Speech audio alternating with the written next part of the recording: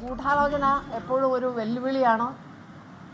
Prosecution അത് തെളിയിച്ചില്ല എന്നാണിപ്പോൾ വാർത്തയിൽ കണ്ടത്. തീർച്ചയായിട്ടും ഇത് അന്തിമ വിധിയല്ല. മേൽക്കോടതികൾ ഉണ്ട്. എന്താണ് സംഭവിക്കുന്നത് എന്ന് നമുക്ക് നോക്കാം.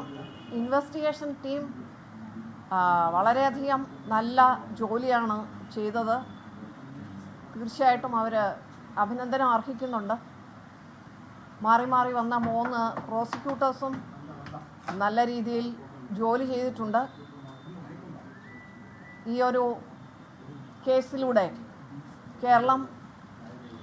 കേരളത്തിലെ സിനിമാ മേഖല ഇതിലൊക്കെ ഒരുപാട് പോസിറ്റീവായ മാറ്റങ്ങൾ വന്നു എന്നാണ് ഞാൻ വിശ്വസിക്കുന്നത്. തീർച്ചയായിട്ടും അന്തിമ വിധി വരെ വിക്ടിമിനൊപ്പം ഇൻവെസ്റ്റിഗേഷൻ ടീമും പ്രോസിക്യൂഷനും ഉണ്ടാവും. മുന്നോട്ട് പോവുക തന്നെ ചെയ്യും. ഒരുപാട് വെല്ലുവിളികൾ ഈ ട്രയലിൽ നേരിട്ടിട്ടുണ്ട്.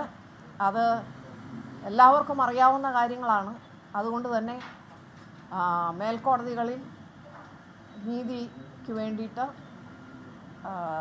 ഇൻവെസ്റ്റിഗേഷൻ ടീമും അതുപോലെ തന്നെ പ്രോസിക്യൂഷനും പോരാടുമെന്ന് കരുതുന്നു. ഇത്രയും മാത്രമാണ് പറയാനുള്ളത്. Thank you. അതാണ് ഞാൻ പറഞ്ഞത്, അന്തിമ വിധി ആയിട്ടില്ലല്ലോ, നമുക്ക് കാത്തിരിക്കാം. Thank you. മുൻ DGP ബി സന്ധ്യ IPS ഇപ്പോൾ മാധ്യമങ്ങളെ കണ്ട് സംസാരിക്കുകയായിരുന്നു.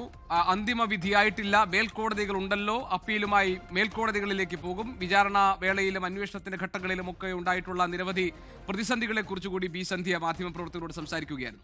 ലോകത്തെവിടെയായാലും ഏത് സമയത്തും 24 വാർത്തകളും ഓഗ്മെന്റഡ് റിയാലിറ്റി പാക്കേജുകളും എക്സ്പ്ലെയിനറുകളും വിശദമായി കാണാൻ ഞങ്ങളുടെ YouTube ചാനൽ നിങ്ങൾക്ക് സബ്സ്ക്രൈബ് ചെയ്യാം.